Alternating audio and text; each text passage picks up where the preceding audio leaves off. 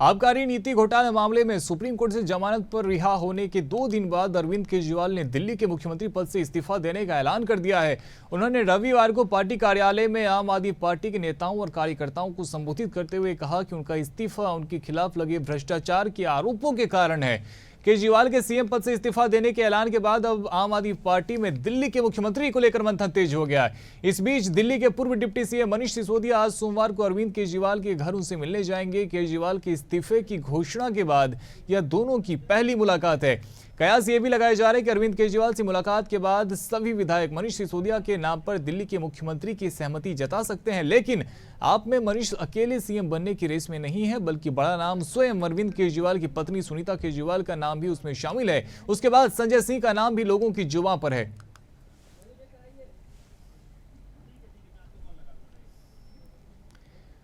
तो देखिए किस प्रकार से अरविंद केजरीवाल से मुलाकात के बाद विधायक जितने भी हैं वो मनीष सिसोदिया के नाम पर दिल्ली के मुख्यमंत्री की सहमति जता सकते हैं। ज्यादा जानकारी के लिए हमारे साथ प्रखर जैन जुड़ गए हैं। प्रखर, अरविंद केजरीवाल के इस्तीफे के घोषणा के बाद अब सबकी नजर इस बात पर है कि अब दिल्ली का अगला सीएम कौन होने वाला है। दिन जिस तरीके से आपने इस्तीफे की घोषणा की थी और 17 तारीख का दिन तय किया था, यानी कि कल केजरीवाल मुख्यमंत्री पद से इस्तीफा देंगे। उसके बाद अब दिल्ली के सियासी गलियारों में हलचल काफी तेज दिखाई दे रही है। खासतौर पर अगर बात की जाए तो आम आदमी पार्टी के अंदर कौन बनेगा मुख्यमंत्री के सवाल पर अब मंथन तेज होता हुआ दिखाई दे रहा है। केजरीवाल के जमानत के बाद आज ये बैठकों का दौर शुरू हुआ है।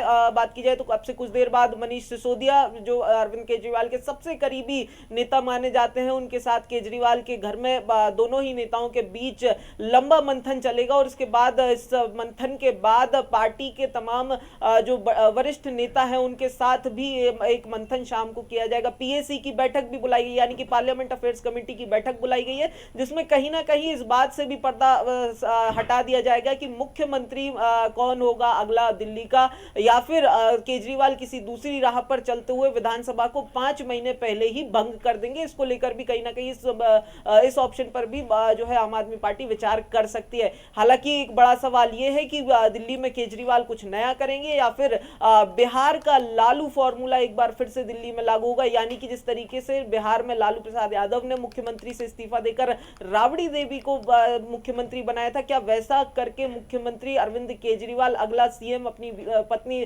सुनीता केजरीवाल को बनाएंगे, या फिर जो तमाम नाम है, हालांकि मनीष सिसोदिया के नाम को लेकर तो कल जो है वो केजरीवाल खुद ही साफ इनकार कर चुके हैं कि चाहे मनीष सिसोदिया या फिर अरविंद केजरीवाल के अलावा कोई नेता होगा। इस तरीके के बयान सामने आए थे।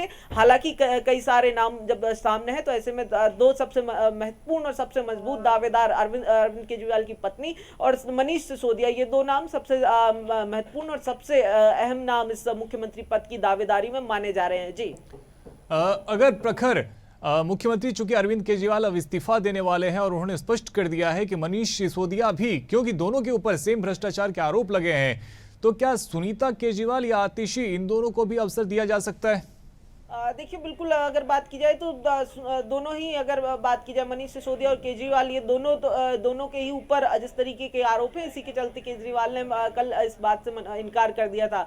हालांकि जिन नामों की चर्चा है उनमें आतिशी या फिर सुनीता केजरीवाल, किस पर मोहर लगेगी ये तो बैठकों के बाद जो केजरीवाल मोहर लगाएंगे उस पर ही निर्भर करेगा। लेकिन अगर दोनों ही नेताओं की बात की जाए, आतिशी की अगर बात की जाए तो केजरीवाल कैबिनेट में करीबी मंत्रियों में एक मानी जाती हैं, मजबूत दावेदार भी हैं वो मुख्यमंत्री पद के रेस में। वहीं अगर बात की जाए सुनीता केजरीवाल की संभावना इसलिए भी तेज होती हुई दिखाई दे रही है क्योंकि अगर बात की जाए तो जिस तरीके से पूरा माहौल जो आम आदमी पार्टी या फिर विपक्षी नेताओं ने, विपक्षी गठबंधन ने बनाने की कोशिश की थी, जबरन केजरीवाल को गिरफ्तारी का माहौल बनाया था, तो कहीं ना कहीं सुनीता केजरीवाल को मुख्यमंत्री बनाकर पार्टी ये भी चाहेगी कि दोहरा फायदा आने वाले विधानसभा चुनावों में हो। इसी कारण से सुनीता केजरीवाल के नाम पर भी चर्चाएं काफी तेज होती हुई समय सियासी गलियारों में दिखाई दे रही हैं। जी प्रखर, देखिए सवाल है कि इनकी टाइमिंग को लेकर भी उठाए जा रहे हैं, चूंकि अगर भ्रष्टाचार के आरोप के खिलाफ इन्होंने अपना इस्तीफा दिया है या देने वाले हैं तो कहीं ना कहीं जब वो जेल गए थे उससे पहले उन्हें इस्तीफा दे देना चाहिए था। अब जेल से बाहर आकर इस्तीफा देने का क्या मतलब है?